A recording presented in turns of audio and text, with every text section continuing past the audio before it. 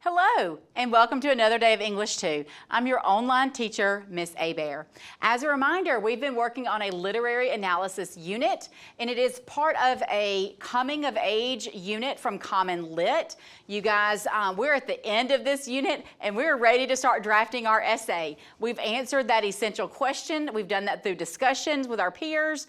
We have explored our essay prompt. We've looked at breaking it down and what does it mean and what is expected of us. And today we are going to begin drafting our essay.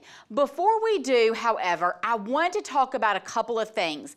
CommonLit gives you a rubric, or gives your teacher a rubric to use to score the essay, but also I want you guys to keep in mind the Mississippi State Department of Education also gives a rubric, and I've included both of them on this slide so your teacher can see these.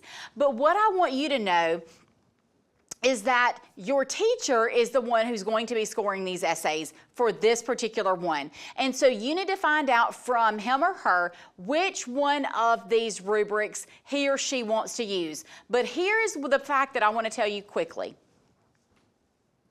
If you meet the expectation of both of these rubrics, you're going to be in a really good place.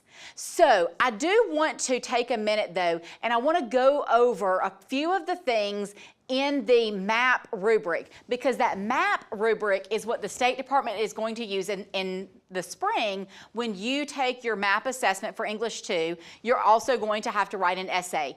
Typically, it's going to be an argument or it's going to be a literary analysis. And guys, I think I remember telling you this. I know I remember telling you. What basically is a literary analysis? That's right. It is still an argument. You still have a thesis, something that you are trying to prove, except with a literary analysis, you are analyzing more fictional texts than nonfiction texts, and you're not having to, it's not so technical. It's more of a literary verbiage than an argument would be in that in the language that you use. But I want you to look behind me. I have a few pieces of that writing rubric. The writing organization, development of ideas, as well as language conventions. Each piece of this rubric is worth different points, and you can see that also in the MAP rubric on your screen. You have 4 points that you can earn for development of ideas. You have 4 points that you can earn for writing organization, and then your language has 4 points, although it's broken down in 2 sections. So one of the things I do want to draw your attention to, it says that in the language conventions, it says the writing establishes and maintains tone appropriate to the task.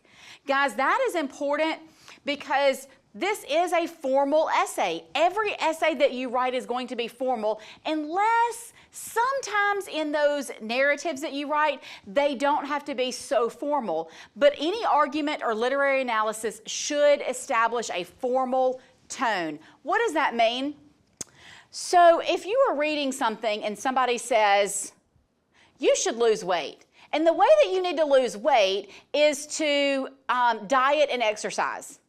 When you use the word you, it becomes more internalized for your reader. They're reading it and they're saying, they're telling me what to do. And nobody likes to be told what to do. So instead, in order to make sure that you hit that formal tone, you want to say, if a person wants to lose weight, the best way is for them to practice dieting and exercising. So instead of using the word you say, a person. And so that will help you establish and maintain that formal tone. Don't use all of those personal pronouns, even though this essay that we're writing does allow you to put your own perspective in this literary analysis.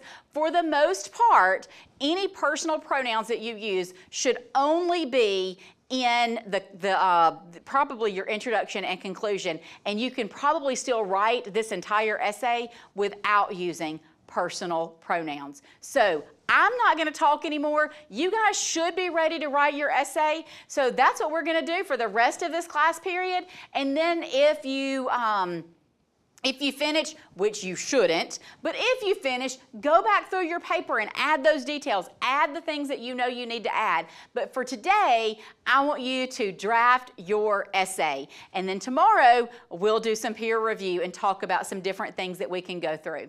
So until next time, happy reading and happy writing.